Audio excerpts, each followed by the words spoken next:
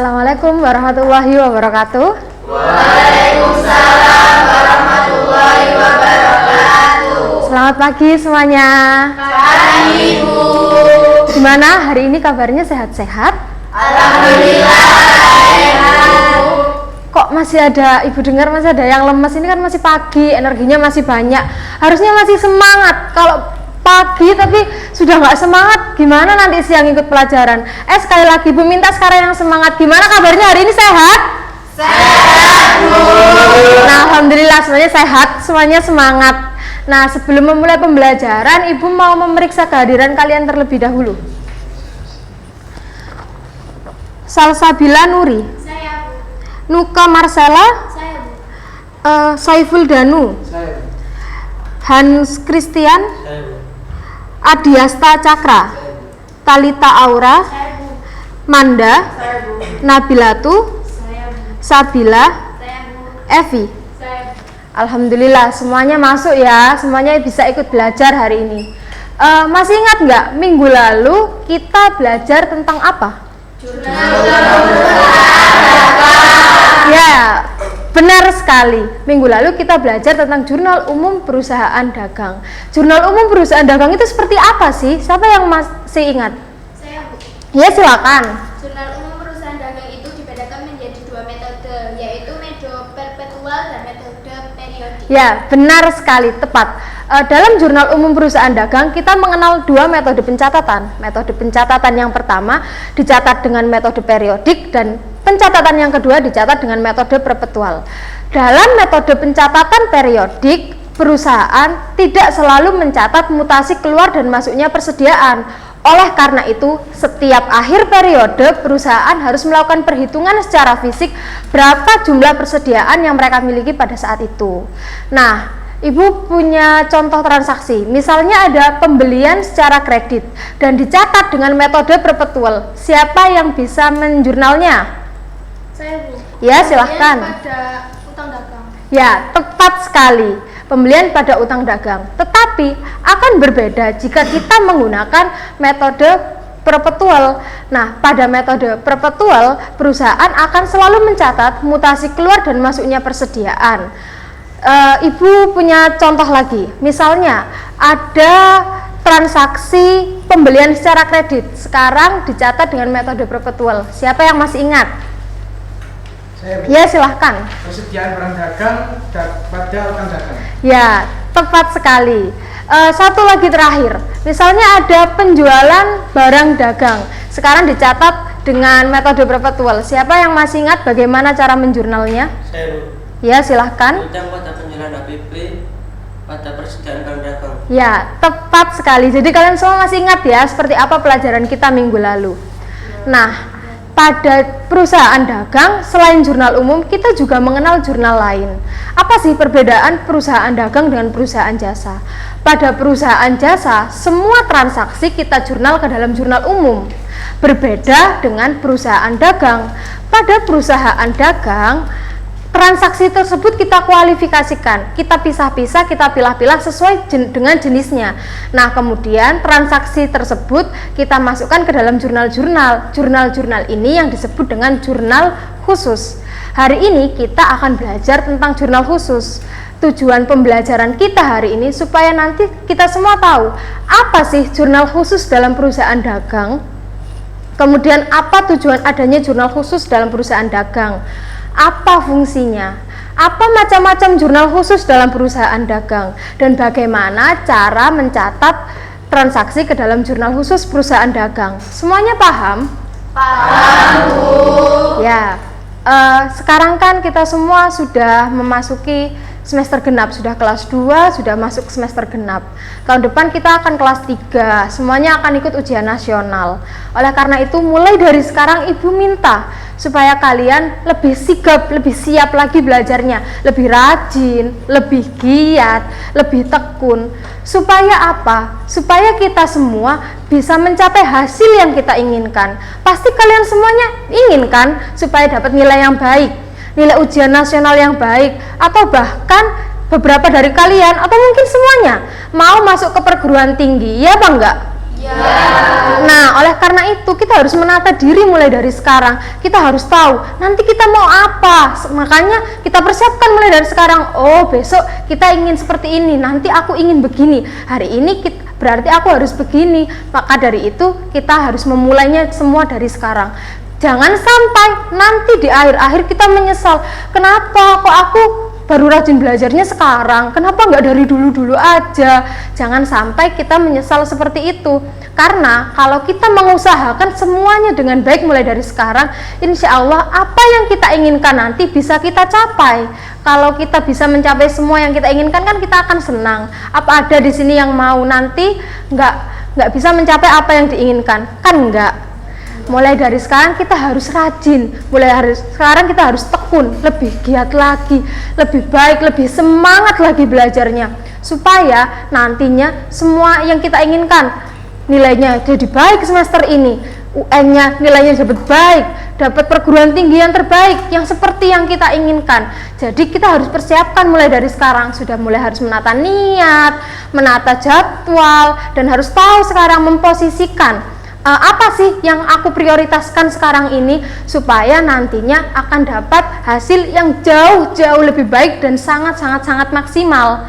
Jadi gimana? Semuanya siap belajar hari ini? Siap, Bu.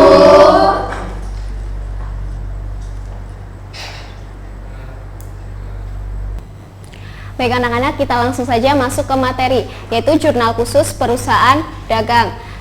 Dari kalian, apa ada yang mengerti pengertian dari jurnal khusus itu apa? Saya, Bu. Ya, silakan. Jurnal khusus adalah jurnal yang digunakan untuk mencatat transaksi khusus yang sejenis. Ya, benar. Jadi jurnal khusus itu digunakan untuk mencatat transaksi-transaksi yang sejenis dan terjadi berulang-ulang di perusahaan dagang, atau bisa disimbolkan bahwa jurnal khusus itu dibuat berdasarkan jenis transaksinya. Oke, langsung kita ke manfaat dari jurnal khusus. Yang pertama ada memungkinkan pembagian pekerjaan. Yang kedua, memudahkan pemindah bukuan ke buku besar. Yang ketiga, memungkinkan pengendalian intern. Dan keempat, memudahkan pencatatan dengan sistematis. Kelima, lebih efektif dan efisien. Dan yang terakhir, pemrosesan data lebih cepat. Kita masuk ke jenis-jenis jurnal khusus. Dari kalian, apakah ada yang tahu apa saja jenis-jenis jurnal khusus itu? Saya, Bu. Ya, silakan. Jenis-jenis jurnal khusus adalah 1. Jurnal pembelian, 2. Jurnal penjualan, Oke. 3. Jurnal penerimaan kas, dan yang keempat jurnal pengeluaran kas. Ya, yang dijawab teman kalian hampir benar. Jadi jenis-jenis jurnal khusus itu ada 5. Yang pertama jurnal pembelian, yang kedua jurnal penerimaan, jurnal penjualan, yang ketiga jurnal penerimaan kas, keempat jurnal pengeluaran kas, dan yang terakhir adalah jurnal umum. Oke, langsung saja Ibu bahas satu persatu dari jurnal ini. Yang pertama adalah jurnal pembelian. Jadi jurnal pembelian itu adalah jurnal yang digunakan untuk mencatat segala transaksi yang berhubungan dengan pembelian secara kredit. Contoh transaksinya adalah pembelian barang secara kredit, pembelian perlengkapan secara kredit, pembelian peralatan, ataupun pembelian aktiva lainnya secara kredit. Oke. Ini adalah format dari jurnal pembelian. Jadi di setiap jurnal khusus itu ada kodnya. Yang pertama nama perusahaan, jenis jurnalnya, dan yang kedua itu periodenya. Jadi di jurnal pembelian ada tanggal, nomor faktur, keterangan. Keterangan ini diisi nama supplier dan ada ref, debit, ada pembelian dan serba-serbi. Serba-serbi ini digunakan untuk mencatat selain akun pembelian. Dan sisi kredit ada utang dagang. Oke. Ini adalah rekapitulasi jurnal. Jadi di setiap jenis jurnal khusus itu harus ada rekapitulasi jurnal. Rekapitulasi jurnal itu adalah penjumlahan saldo-saldo akun dari jurnal khusus. Tujuannya untuk memudahkan pemindah bukuan ke buku besar. Oke. Jadi ini ada sisi debit dan sisi kredit. Ini adalah contoh transaksi dari jurnal pembelian. Kalian baca sebentar. PT Agung Mulia ini mendirikan pada tanggal 1 Juli 2012. Tanggal 12 Juli, ini berarti jurnalnya bagaimana? Pembelian pada utang dagang. Oke. Untuk tanggal 30, siapa yang bisa menjawab bagaimana jurnalnya? Saya, Bu. Oke, silakan. Jurnalnya per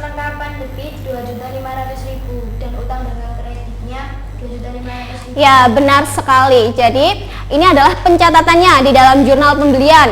Oke, kita tinggal masukkan akun-akun apa saja yang harus dimasukkan, yang diperlukan. Contoh yang pertama ini untuk tanggal 12 tadi kan pembelian pada utang dagang. Jadi, debitnya kita masukkan pembelian dan utang dagang. Oke, jangan lupa di setiap jurnal itu harus kita jumlah. Dan perlu kalian ingat bahwa sisi debit dan sisi kredit itu jumlahnya harus sama. Oke? Jadi, ini adalah rekapitulasi jurnalnya. Tinggal kalian pindah dari masing-masing akun. Selanjutnya ada jurnal penjualan. Jurnal penjualan itu adalah jurnal yang digunakan khusus untuk mencatat segala transaksi yang berkaitan dengan penjualan secara kredit. Oke, ini adalah format dari jurnal penjualan. Ada tanggal, nomor bukti, keterangan. Keterangan ini kalian isi dengan nama customer. Untuk selanjutnya ada syarat dan debitnya piutang dagang. Untuk kreditnya ada penjualan dan serba-serbi. Oke. Ini contoh transaksi dari jurnal penjualan. Tanggal 1 Maret didirikan perusahaan. Oke, untuk tanggal 5 Maret ini penjualan barang dagang. Berarti jurnalnya bagaimana? Piutang pada penjualan. Untuk tanggal 26 penjualan perlengkapan secara kredit. Berarti piutang pada perlengkapan. Oke. Ini pencatatannya di dalam jurnal penjualan. Kalian amati sebentar. Nah, jadi kalian tinggal masukkan sisi debit dan sisi kredit. Dan lalu kalian jumlah. Ini rekapitulasinya di dalam jurnal penjualan. Nah, tinggal kita masukkan sisi debit dan sisi kredit sama seperti jurnal pembelian. Ini adalah yang ketiga, jurnal penerimaan kas. Ada yang tahu dari kalian apa itu jurnal penerimaan kas? Ya, silakan Adiasta. Jurnal yang digunakan untuk mencatat segala penerimaan uang. Oke, benar. Jadi jurnal penerimaan kas ini khusus untuk mencatat transaksi-transaksi yang berkaitan dengan penerimaan uang di suatu perusahaan dagang. Contohnya adalah penjualan tunai, penerimaan pendapatan, dan penerimaan pelunasan piutang. Ini untuk format dari jurnal penerimaan kas. Ada tanggal, nomor bukti, keterangan, debitnya ada kas dan potongan penjualan, dan sisi kreditnya ada penjualan, piutang dagang, dan serba-serbi. Ini adalah contoh transaksi dari jurnal penerimaan kas. Coba kalian baca dulu setiap transaksinya. Untuk tanggal 6 Maret, Manda, tolong dijawab bagaimana jurnalnya?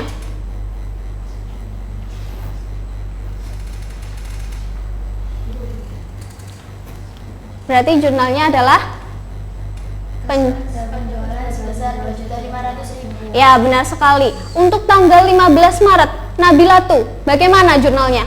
Kas pada piutang dagang sebesar 3.780.000. Ya, benar sekali. Dan yang terakhir untuk tanggal 25 Maret, tolong di jurnal Sabila. Kas pada peralatan sebesar 7.250.000. Oke, benar sekali. Langsung kita mencatatnya di jurnal penerimaan kas. Jadi ada tanggal, nomor bukti, keterangan. Seperti sebelumnya yang Ibu sudah jelaskan bahwa kita tinggal memasukkan saja akun yang diperlukan. Jangan lupa kita jumlah antara sisi debit dan sisi kreditnya harus balance. Ini rekapitulasi jurnal penerimaan kasnya sama seperti sebelumnya, tinggal kita pindahkan akun-akun yang diperlukan. Ini adalah jurnal pengeluaran kas. Yang keempat itu jurnal pengeluaran kas. Jadi kebalikannya dari jurnal penerimaan kas. Kalau tadi jurnal penerimaan kas itu berkaitan dengan penerimaan uang. Tapi kalau pengeluaran kas ini berarti transaksi-transaksi yang berkaitan dengan pengeluaran uang di perusahaan dagang. Contohnya transaksinya adalah pembelian barang dagang, pembayaran beban-beban, pembayaran utang, dan pengeluaran tunai lainnya. Nah, ini adalah formatnya jadi jurnal pengeluaran kas seperti ini. Ada tanggal, keterangan, utang dagang, pembelian, dan seterusnya. Oke, langsung kita ke contoh transaksi. Untuk tanggal 2 Juli, ini adalah perlengkapan syarat mulai, berarti perlengkapan pada kas untuk jurnalnya. Untuk tanggal 15 Juli, pembelian barang dagang, berarti pembelian pada kas. Dan untuk tanggal 19, pelunasan utang, berarti ini kan utang dagang pada kas. Oke. Ini adalah pencatatannya, tinggal kita masukkan Dan ini adalah rekapitulasi jurnalnya, sama seperti sebelumnya. Nah, yang terakhir adalah jurnal umum. Jadi jurnal umum ini adalah jurnal yang digunakan untuk mencatat selain dari keempat jurnal sebelumnya. Jadi contohnya itu misalnya, apakah ada yang tahu? Ya? Retur pembelian dan retur penjualan. Ya, benar sekali. Jadi di jurnal umum itu untuk mencatat retur penjualan dan retur pembelian. Nah, ini ada contoh transaksinya untuk tanggal 3 Oktober. Dikirim kembali barang dagang. Berarti ini retur pembelian. Dan untuk 16 Oktober ini berarti retur penjualan. Ini adalah jurnal umumnya untuk mencatat. Untuk tanggal 3 Maret berarti jurnalnya utang dagang pada retur pembelian sebesar 200.000. Untuk tanggal 16 berarti retur penjualan pada piutang dagang sebesar 350. Lalu kita jumlah. Di dalam jurnal umum juga memerlukan rekapitulasi seperti ini, sama seperti sebelumnya.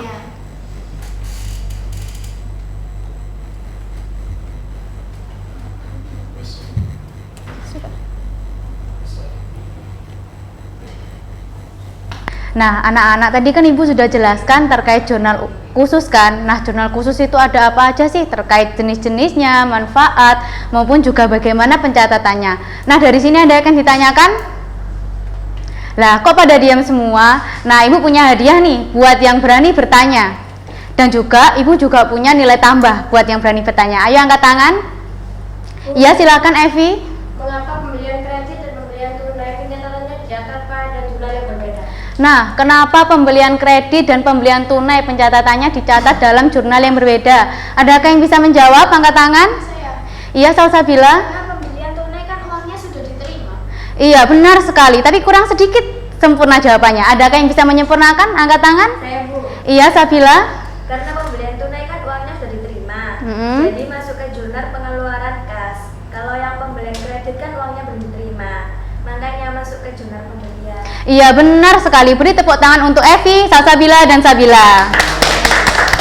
Nah, baik. Jadi begini anak-anak. Kenapa dalam jurnal pembelian kredit dan pembelian tunai itu dibedakan jurnalnya? Karena dalam terjadinya pembelian kredit maka kan masih menjadi utang, maka dari itu dicatat dalam jurnal pembelian.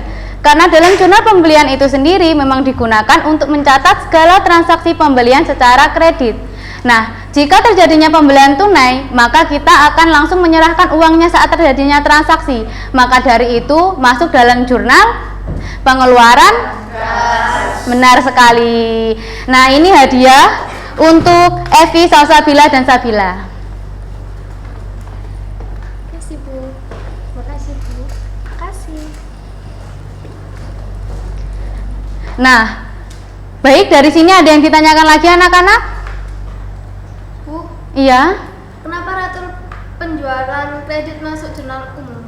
Kenapa retur penjualan kredit masuk dalam jurnal umum? Adakah yang bisa menjawab pertanyaan dari Nuke? Angkat tangan. Saya, Bu. Iya, silakan. Karena jurnal penjualan hanya mencatat penjualan kredit, Bu. Karena jurnal penjualan hanya mencatat penjualan kredit. iya, benar sekali. Beri tepuk tangan untuk Syaiful dan Nuke. Nah, seperti jawaban dari Syaiful. Kenapa retur penjualan kredit dimasukkan dalam jurnal umum? Karena dalam jurnal penjualan hanya dikhususkan untuk mencatat penjualan secara kredit. Nah, Bu, lantas bagaimana jika terjadinya retur penjualan tunai? Jika terjadi retur penjualan tunai, maka dimasukkan dalam jurnal pengeluaran kas.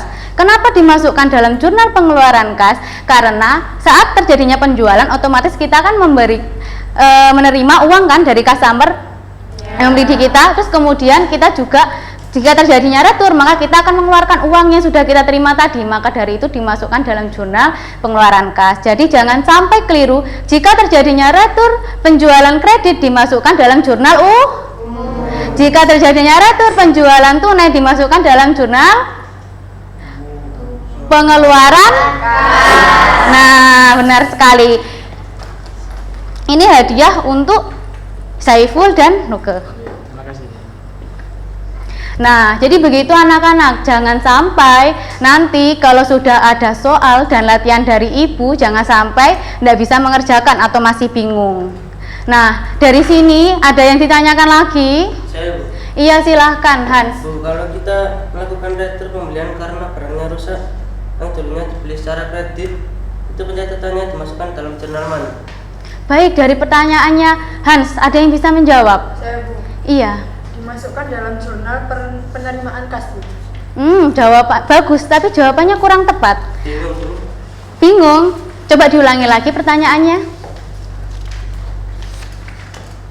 Kalau kita melakukan retur pembelian karena barangnya rusak yang dulunya dibeli secara kredit, itu pencatatannya dimasukkan dalam jurnal mana? Jika kita melakukan pembelian yang dulunya dibeli secara kredit, terus kemudian kita meretur, itu dimasukkan dalam jurnal sebelah mana? Nah, jadi seperti ini anak-anak. Apabila kita membeli secara kredit, otomatis kita punya utang.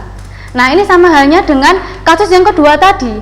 Jika terjadinya retur penjualan kredit, maka dimasukkan dalam jurnal Nah, sama halnya jika terjadinya retur pembelian secara kredit, maka juga dimasukkan dalam jurnal umum. Ayo Manda, fokus. Nah, jadi jika terjadinya retur pembelian secara kredit dimasukkan dalam jurnal umum. Bu, lantas bagaimana jika terjadinya retur pembelian tunai? Jika terjadi retur pembelian tunai, maka dimasukkan dalam jurnal penerimaan kas.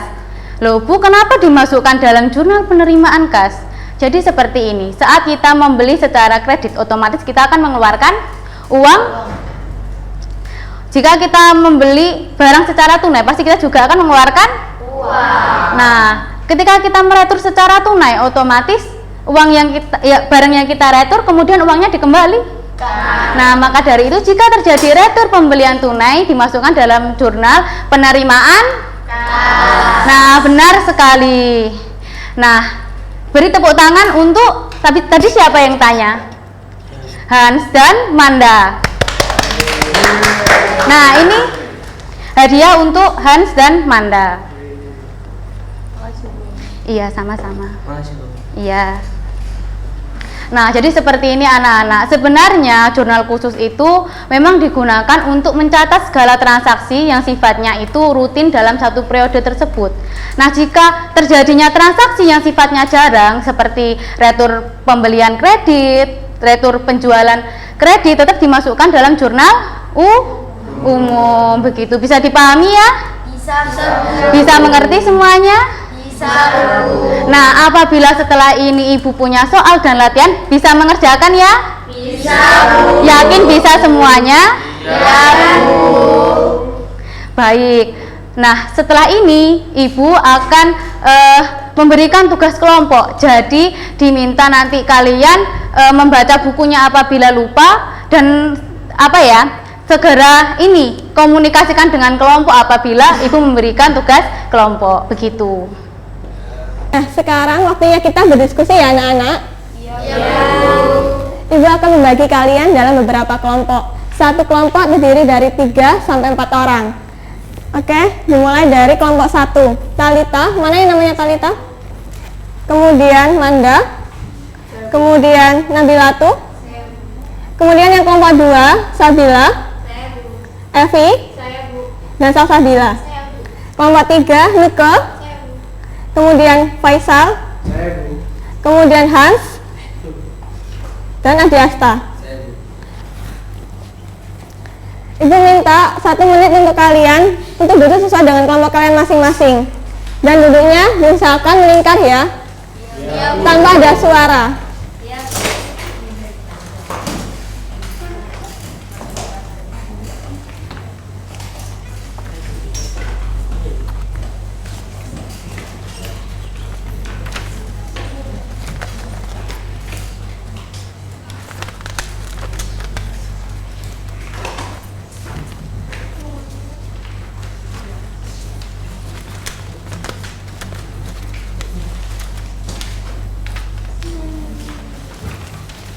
Kelompok 1, ini untuk kelompok 2, dan ini kelompok 3. Semuanya sudah duduk sesuai dengan kelompok masing-masing? Sudah, Bu.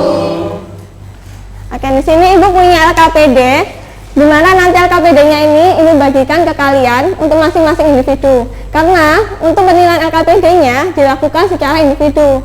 Dan di LKPD-nya ini terdapat beberapa pertanyaan, yaitu pertanyaan teori dan beberapa bukti transaksi.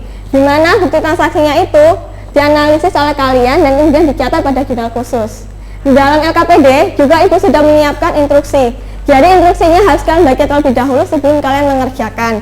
Di dalam LKPD juga sudah ibu siapkan lembar jawabannya. Jadi kalian tinggal menuliskan jawaban yang menurut kalian itu benar. Dan untuk waktu diskusinya ibu akan berikan 5 menit. Setelah waktu diskusi selesai, ibu akan meminta perwakilan dari masing-masing kelompok maju mempresentasikan hasil diskusinya secara bergantian. Dari penjelasan ibu, apakah ada yang ditanyakan? Tidak, Bu. Baik, jika tidak, ibu akan membagikan lembar kerjanya ya.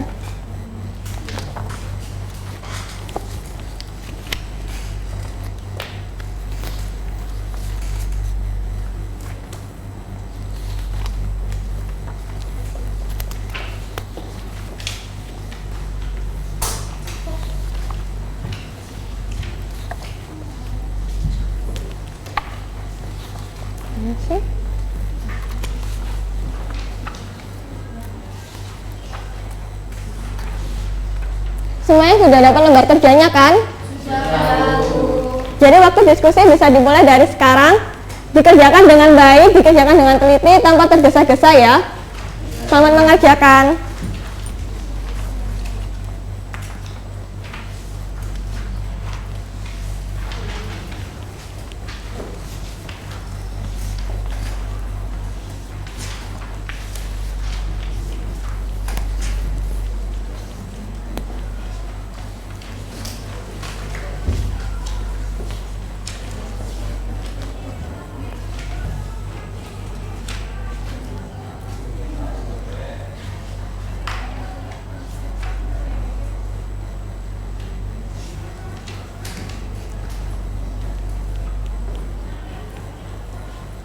Kelompok 1 bagaimana? Apa ada kesulitan? Ya, dikerjakan ya dengan teliti. Bagaimana kelompok 2? Apa ada kesulitan? Iya, Bu. Oh ya, yang mana? Kalau bukti transaksi yang dokumen 2 itu kok pakai nama perusahaan lain ya, Bu? Tapi tulisannya faktur penjualan. Sedangkan dokumen 3 itu baru pakai nama PT Prime Electronic. Tapi faktur penjualan juga, Bu. Lalu kayak gitu gimana, Bu? Coba dilihat dulu baik-baik buktinya. Di sini kan sudah dituliskan PT Jaya Elektronik, tetapi di dalam fakturnya kan dituliskan kepada siapa? Kepada PT Prime Electronic, Bu. Nah, kalau seperti itu berarti transaksinya gimana? Berarti PT Jaya Elektronik menjual barangnya kepada PT Prime Electronic secara kredit. Makanya menggunakan faktur penjualan. Dan berarti PT Prime Electronic membeli secara kredit ke PT Jaya Elektronik ya, Bu. Nah, kalau seperti itu berarti dicatat kemana? Jurnal pembelian, Bu. Nah, benar. Berarti nanti dokumen 3 sampai seterusnya bisa dong ya? Bisa, Bu. Ya, nanti dikerjakan ya. Secara teliti ya. Jangan tergesa-gesa ngerjainnya. Nomor 3 bagaimana pada kesulitan? Ya, sudah ada. Dikerjakan dengan baik ya.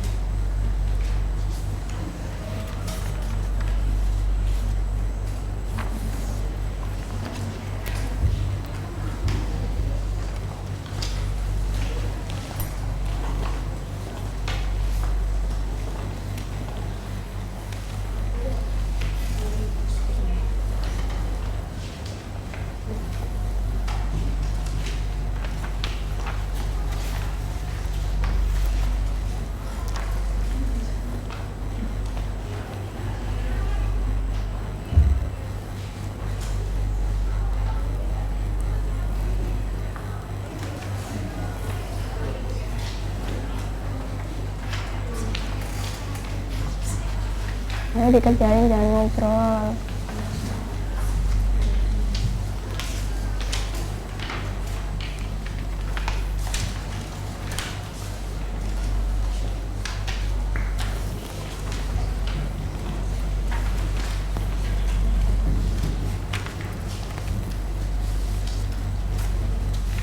Apa ada yang kesulitan lagi? Contohkan. Apa ada kesulitan?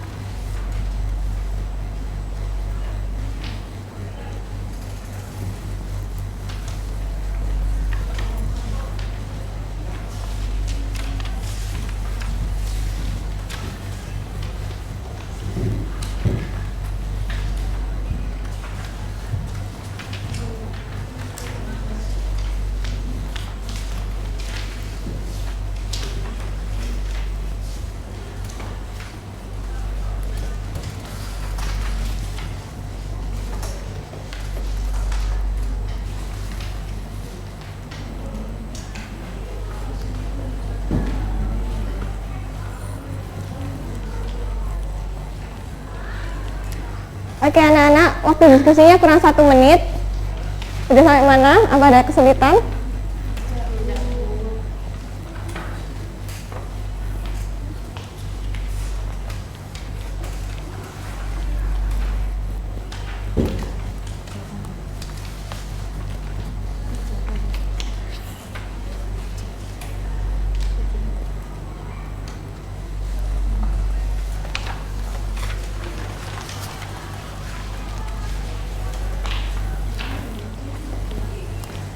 Oke, karena waktu diskusinya udah selesai, sekarang Ibu minta perwakilan dari masing-masing kelompok maju mempresentasikan hasil diskusinya.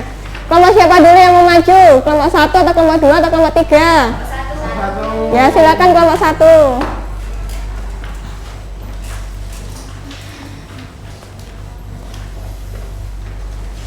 Kamu mempresentasikan nomor 1, 2 sama 3 untuk buku 1 sama 3 ya. Nah, silakan. Nomor 1, jurnal khusus adalah jurnal yang digunakan untuk mencatat transaksi khusus yang terjadi di perusahaan. Transaksi tersebut adalah transaksi yang sering atau umum terjadi dan berulang. Jadi, jurnal khusus adalah jurnal yang dibuat sesuai dengan jenis transaksinya. Nomor 2, fungsi masing-masing jurnal diantaranya jurnal pembelian digunakan untuk mencatat transaksi pembelian barang dagang secara kredit. Jurnal penjualan digunakan untuk transaksi penjualan barang dagang secara kredit. Jurnal penerimaan kas untuk semua transaksi penerimaan kas, dan jurnal pengeluaran kas untuk semua transaksi pengeluaran kas, dan jurnal umumnya untuk transaksi selain dari keempat jurnal sebelumnya. Nomor 3, untuk dokumen 1, bukti kas keluar untuk membeli perlengkapan dicatat pada jurnal pengeluaran kas. Perlengkapan pada kas senilai 9.500.000. Dokumen 2, pembelian barang dagang secara kredit pada PT Jaya Elektronik dicatat pada jurnal pembelian. Pembelian pada utang senilai 70.170.000. Dan dokumen 3, penjualan kredit kepada toko karya sejati dicatat dalam jurnal penjualan utang dagang pada penjualan sebesar 64.250.000. Nah, dari jawaban kelompok 1, apakah ada yang punya jawaban berbeda? Tidak. Beneran tidak ada? Sama semua? Ya sudah, jawaban dari kelompok 1 benar. Berikan tepuk tangan untuk kelompok 1. Kelompok selanjutnya siapa yang mau maju? Kelompok 2 atau kelompok 3? Silakan kelompok 2. Kamu mau sampaikan dokumen 4 sampai 6 ya? 4 sampai 6. Ya, silakan. Dokumen 4. Di dokumen 4 itu bukti nota kredit yang diterima dari toko karya sejati atas pengembalian barang yang rusak atau retur penjualan. Dicatat pada jurnal umum dengan akun retur penjualan pada penjualan senilai Rp13.800.000. Dan dokumen 5, nota kontan atas penjualan tunai. Dicatat pada jurnal penerimaan kas pada penjualan sebesar Rp116.215.000. Dokumen 6, bukti kas keluar untuk membayar utang pada PT Jaya Elektronik dicatat pada jurnal pengeluaran kas. Utang dagang pada kas sebesar 70.170.000. Nah, dari jawaban kelompok 2, apa ada yang punya jawaban berbeda dari kelompok 2? Tidak ada, Bunda Guru. Baik, jika tidak ada, jawaban dari kelompok 2 itu benar. Silakan kembali ke tempat duduknya. Terima kasih kelompok 2. Berikan tepuk tangan untuk kelompok 2. Nah, kelompok terakhir sekarang, kelompok 3, silakan maju. Kamu mempresentasikan dokumen terakhir ya, 7 sampai 10. Silakan. Dokumen 7. Bukti kas masuk atas pelunasan piutang dagang. Dicatat pada jurnal penerimaan kas. Kas pada penjualan sebesar 50.450. Dokumen 8. Pembelian kredit pada PT Eka Elektronik. Dicatat pada jurnal pembelian. Pembelian pada utang senilai 65.045.000. Dokumen 9. Bukti kas keluar untuk membayar listrik bulan Desember. Dicatat pada jurnal pengeluaran kas. Beban listrik pada kas sejumlah 1 juta. Terakhir dokumen 10. Juga bukti kas keluar untuk membayar gaji dan upah bulan Desember. Dicatat juga pada jurnal pengeluaran kas. Beban gaji dan upah pada kas sebesar 2.500.000. Nah, dari jawaban kelompok 3, apa ada yang punya jawaban berbeda dari kelompok 3? Saya, Bu. Ya, kelompok 1, berbeda dari mananya? Itu, Bu, untuk dokumen 8 kok bisa dicatat pada jurnal pembelian apabila tidak dicatat pada jurnal penjualan. Jadi pertanyaannya, kenapa kok dokumen 8 dicatat pada jurnal pembelian dan tidak pada jurnal penjualan? Seperti itu pertanyaannya, benar? Iya. Silakan kelompok 3 dijawab dulu. Jadi begini, kenapa kok dicatat pada jurnal pembelian dan tidak pada jurnal penjualan? Karena faktur penjualannya dibuat oleh PT Eka Elektronik untuk diberikan pada PT Primer Elektronik, makanya itu dicatat pada jurnal pembelian. Nah, benar sekali penjelasan dari kelompok 3. Jadi, dokumen 8 itu dicatat pada jurnal pembelian dan tidak pada jurnal penjualan. Karena di dalam dokumen 8 sudah dituliskan itu oleh PT Eka Elektronik untuk diberikan kepada PT Prim Elektronik. Yang berarti bahwa PT Prim Elektronik telah melakukan transaksi pembelian secara kredit kepada PT Eka Elektronik. Maka dari itu dicatatnya pada jurnal pembelian dan tidak pada jurnal penjualan. Seperti itu. Bagaimana kelompok 1? Apakah sudah cukup jawabannya? Sudah, Bu. Bagaimana yang lainnya? Apa ada pertanyaan lagi? Tidak, Bu. Silakan kelompok 3, jawabannya benar. Terima kasih untuk kelompok 3. Berikan tepuk tangan untuk kelompok 3 dan berikan tepuk tangan untuk kalian semua kalau sudah bisa mengerjakannya. Sekarang Ibu minta lembar kerja yang sudah kalian kerjakan dikumpulkan ya.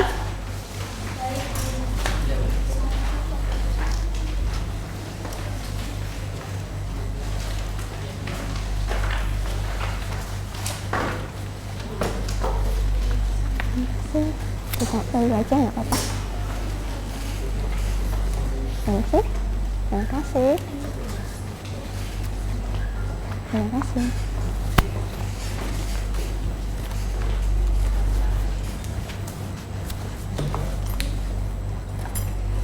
Jadi hari ini Ibu ada reward untuk kelompok diskusi terbaik.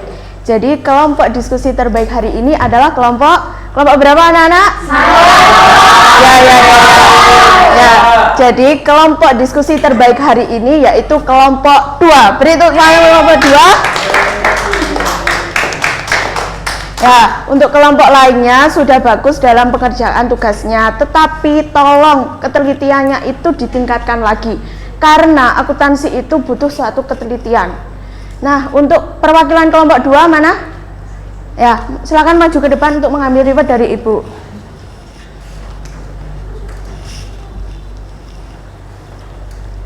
Terima kasih. Iya, sama-sama. Dan untuk lainnya silakan kembali ke tempat duduk masing-masing tanpa ada suara ya, anak-anak. Iya, Bu.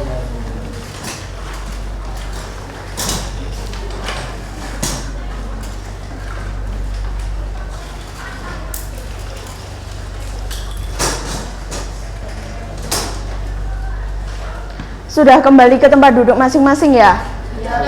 Ya, jadi hari ini kita sudah belajar mengenai apa itu jurnal khusus, kemudian manfaat dari jurnal khusus, kemudian metode dari pencatatan dengan metode periodik, dan macam-macam dari jurnal khusus. Dari sini, apakah ada yang mau maju untuk menyimpulkan materi apa yang sudah kita pelajari hari ini? Ayo, ya, Han, silahkan maju ke depan.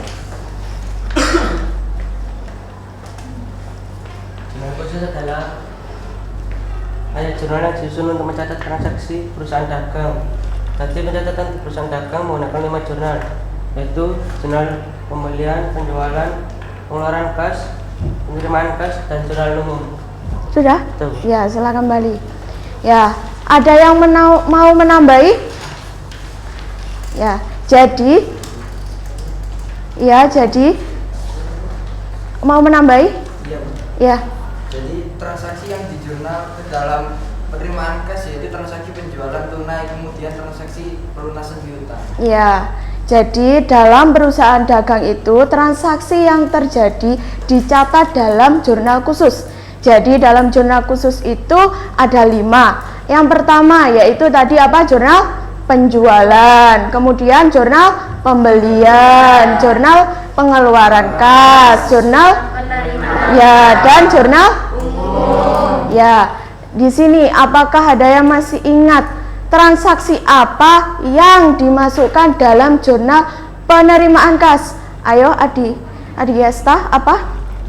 Jadi transaksi yang di jurnal ke dalam penerimaan kas yaitu transaksi penjualan tunai, kemudian transaksi pelunasan piutang. Ya, betul sekali. Jadi transaksi yang dimasukkan ke dalam jurnal penerimaan kas yaitu seperti transaksi penjualan tunai, kemudian dengan pelunasan piutang. Ya, paham anak-anak? Paham. Ya, jadi sebelum kita mengakhiri pembelajaran hari ini, Ibu ada tugas untuk kalian. Coba buka buku kalian halaman 124. Sudah ketemu? Sudah, Bu. Nah, di situ ada soal latihan. Coba kerjakan soal latihan nomor 1 dan 2 saja. Apa ada yang ditanyakan? Oh iya, apa? Tugasnya itu dikerjakan secara individu atau kelompok? Oh ya, tugas dikerjakan secara individu dan dikumpulkan pada pertemuan selanjutnya. Apa ada yang ditanyakan? Tidak, Bu. Ya, paham semuanya ya? Paham. Nah, untuk pertemuan selanjutnya kita akan mempelajari apa itu jurnal khusus dengan metode perpetual. Jadi Ibu minta di rumah silakan dipelajari terlebih dahulu apa itu metode perpetual pada pencatatan dengan jurnal khusus ya. Sehingga pada pertemuan selanjutnya itu sudah mempunyai bekal apa itu metode perpetual. Jadi kalian nanti mengerti, oh ini perbedaannya dengan metode periodik. Dan Ibu minta tetap semangat dan lebih giat dalam belajarnya ya, terutama pada ketelitian dalam transaksi, memasukkan transaksi ke dalam jurnalnya itu, karena ketelitiannya itu tuh butuh banget. Dari awal salah sampai ke belakangnya nanti akan salah. Paham anak-anak? Paham, Bu. Ya, sudah paham semua mengenai tugas individunya tadi? Sudah, Bu. Ya sudah. Kalau begitu Ibu akhiri pembelajaran hari ini. Selamat siang. Wassalamualaikum warahmatullahi wabarakatuh.